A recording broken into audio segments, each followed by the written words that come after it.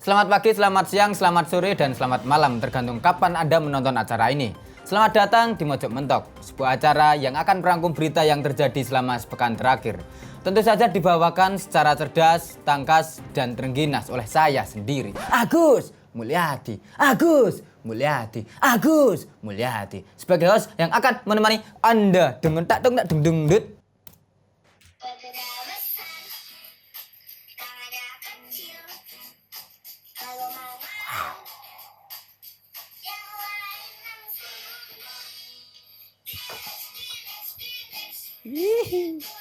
Pasangan selebritis Baim Wong dan Paula Verhoeven kembali dihujat netizen atas manuver mereka dalam membuat konten.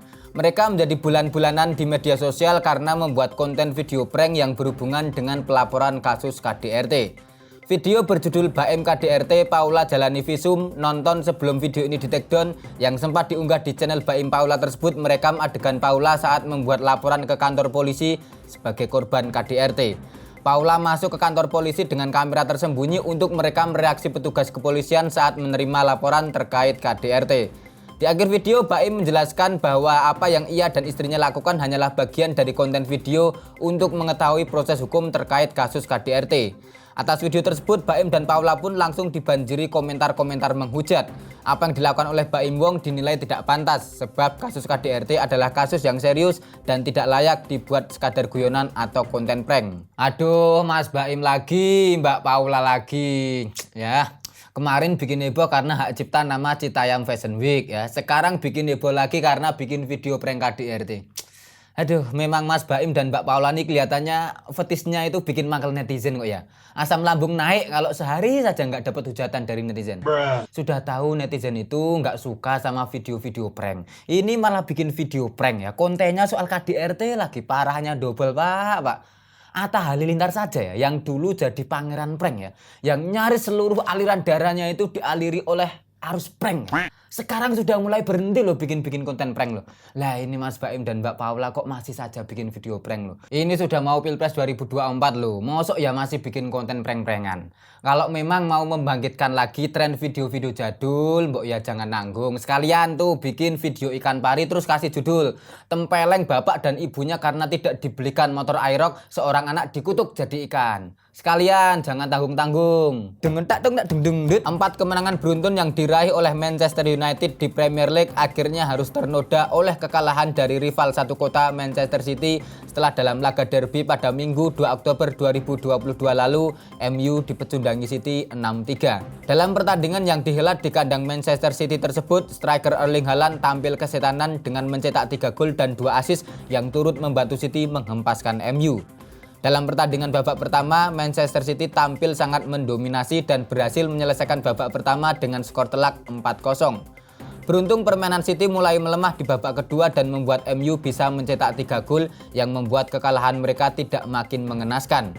Kemenangan atas MU tersebut selain membuat dominasi City di kota Manchester makin menguat, juga memantapkan posisi mereka di peringkat 2 klasemen dengan torehan 20 poin, sekaligus mempertahankan rekor mereka sebagai satu-satunya tim yang belum terkalahkan di Premier League musim ini. Memang ini kekalahan yang sebenarnya amat diperlukan oleh segenap fans MU ya. Maklum saja, 4 kemenangan beruntun, kepercayaan diri yang berlebih ya, keyakinan akan tsunami trofi yang geleleng maksimal. Aduh, jadi yang memang harus disadarkan oleh kekalahan ini ya.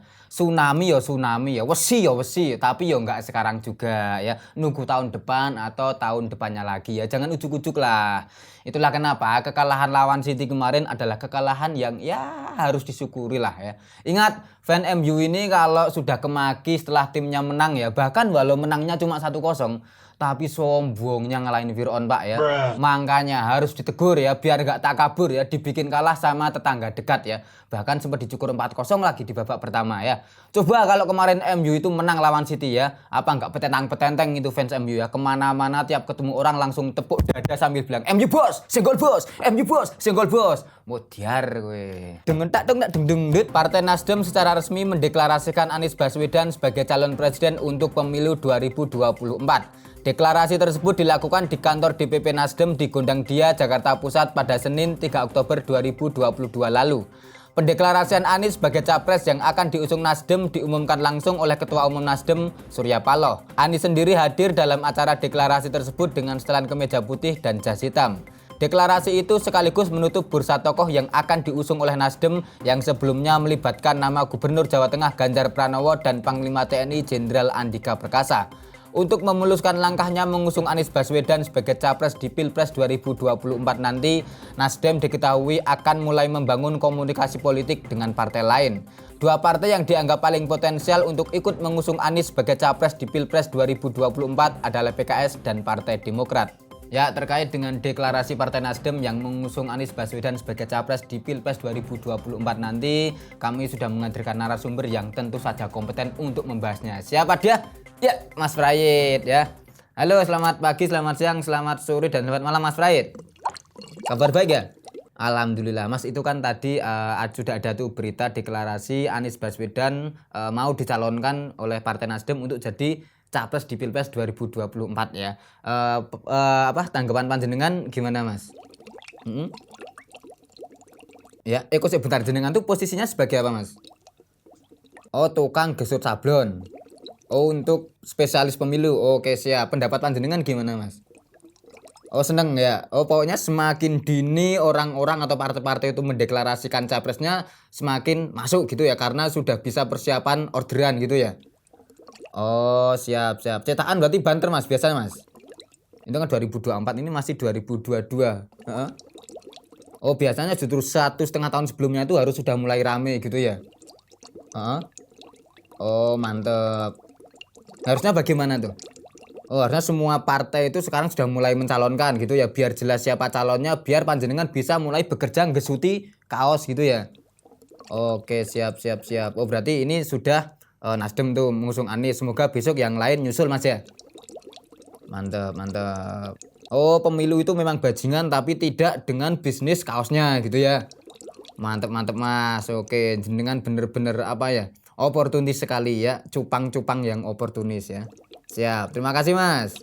Ya, itulah obrolan saya bersama Mas Prayit ini yang ternyata adalah tukang gesut sablon alat-alat peraga pemilu ya. Alat-alat peraga pemilu.